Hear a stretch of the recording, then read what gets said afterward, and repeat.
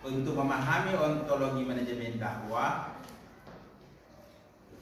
paling tidak ada 4 hal yang harus Anda pahami. Yang pertama, Anda harus tahu pengertian ilmu manajemen dakwah. Apa itu ilmu manajemen dakwah? Misalnya, manajemen dakwah adalah satu bidang studi atau satu ilmu yang mengkaji perencanaan, pengorganisasian, pelaksanaan, dan evaluasi dakwah, baik dilakukan secara langsung di atas mimbar maupun melalui media elektronik, baik itu media cetak, media penyiaran maupun media online, untuk menyampaikan pesan-pesan sesuai dengan nilai-nilai, tujuan, dan prinsip-prinsip Al-Quran dan hadis. Ya, kira-kira itulah kalau saya memahami ontologi manajemen dakwah pada aspek yang pertama, pengertian ilmu manajemen dakwah. Itu harus Anda tahu. Apa itu manajemen dakwah?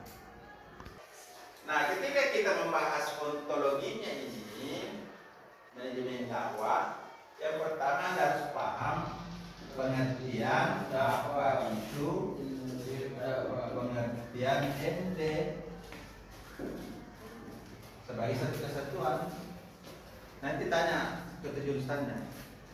Nah, yang kedua, jadi ini apa pengertian? Yang kedua, objek umum MD. Ini Anda harus paham juga. Apa objek umum, bidang umum yang dipelajari oleh MD? Nah, ini kita bicara rumpun ilmu. Ya, rumpun ilmu, sosum, ya, sosial dan humaniora. Nah, ini banyak sini. Ada ilmu manajemen, ada ilmu ekonomi, ada sosiologi, ada ikom, ada NT. Objek umum ini adalah, kalau kita mau sebut itu mata kuliah atau bidang ilmu, mata kuliah yang Anda pelajari tapi juga dipelajari oleh jurusan lain. Gampangnya begitu. Misalnya, Anda belajar mata kuliah bahasa Indonesia. Bahasa Indonesia juga dipelajari di DPI, IKOM, KPI. Nah, berarti itu objek umum.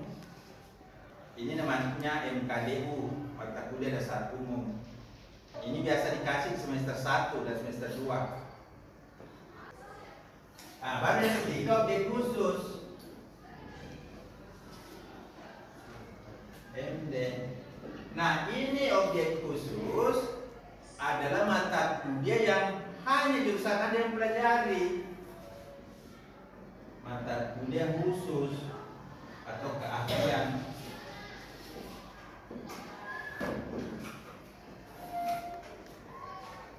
Tidak dipelajari oleh BPI, tidak dipelajari oleh KPI, oleh IKOM, jurnalistik. Hanya Anda saja ini yang pelajari.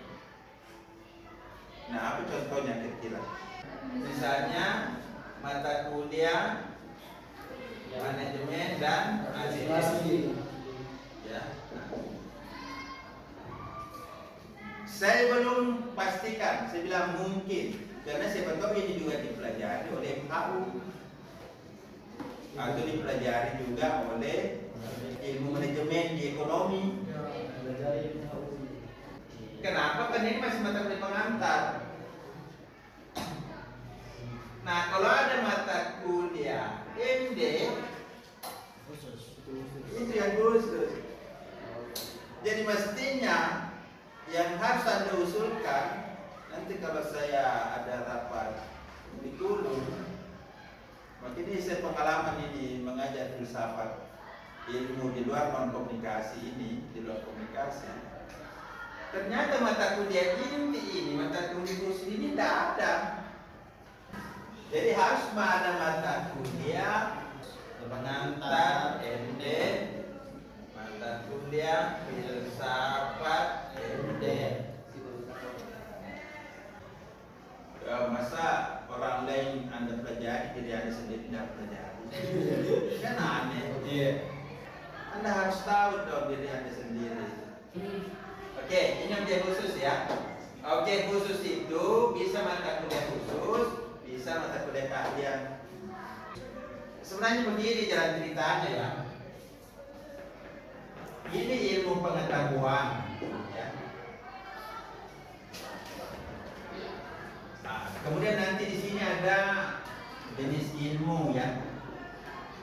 Ya itu ada dua, ada IPA, ada IPS. Ya.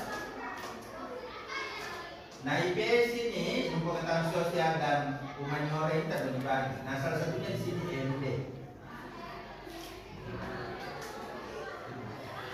Nah di MD ini terbagi tiga. Ada mata kuliah umum, ada mata kuliah khusus, ada mata kuliah keahlian. Ini mata kuliah umum yang dipelajari oleh Anda dan jurusan lain. Ini mata kuliah khusus hanya Anda yang pelajari. Ini mata kuliah keahlian biasanya mata kuliah yang diminati, mata kuliah pilihan. Oke. Jadi saudara sekalian, kalau Anda tidak belajar filsafat ilmu,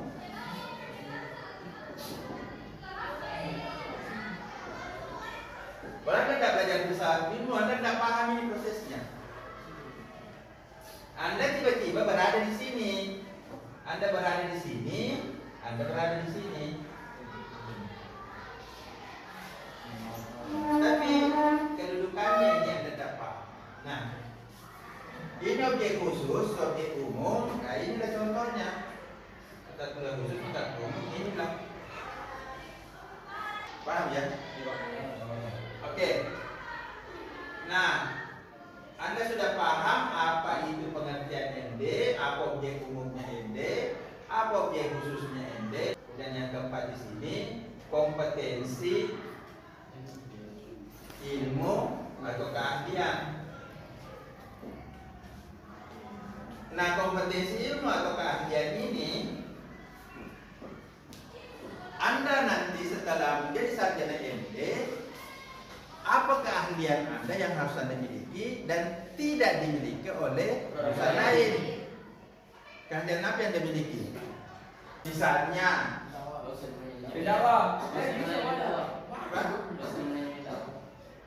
dosen manajemen MD itu bisa ya, bisa tidak. Setempat aja di belakang. Ya, dosen MD.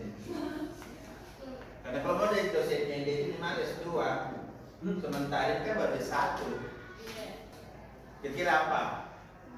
Ya kita ambil saja manajemen, kita ambil saja unsur manajemen. Berarti keahlian Anda nanti kalau sudah menjadi sarjana MD, Anda mampu merencanakan, membuat perencanaan dakwah, baik yang face to face melalui media elektronik maupun media online.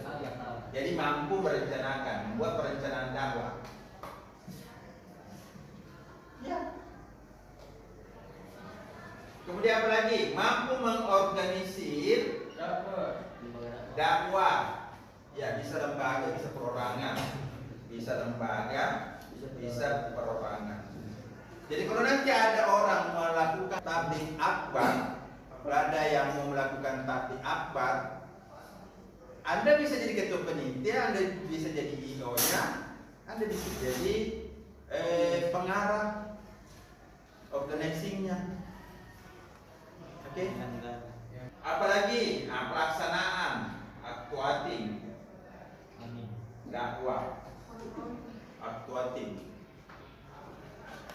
Artinya Anda juga harus berdakwah, mampu berdakwah, harus mampu mempraktekkan dakwah. Minimal Anda mampu mengkompilasi dan Anda jadikan bahan-bahan dakwah. Misalnya Anda kumpul-kumpul bahan, kemudian Anda bikin video, bikin video editor, dan kumpul-kumpul, jadi sebuah bahan dakwah. Walaupun bukan Anda sendiri yang langsung berdakwah di sini, tapi Anda yang menghasilkan karya dakwah.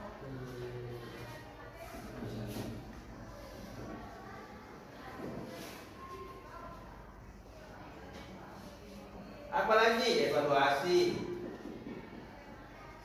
ya.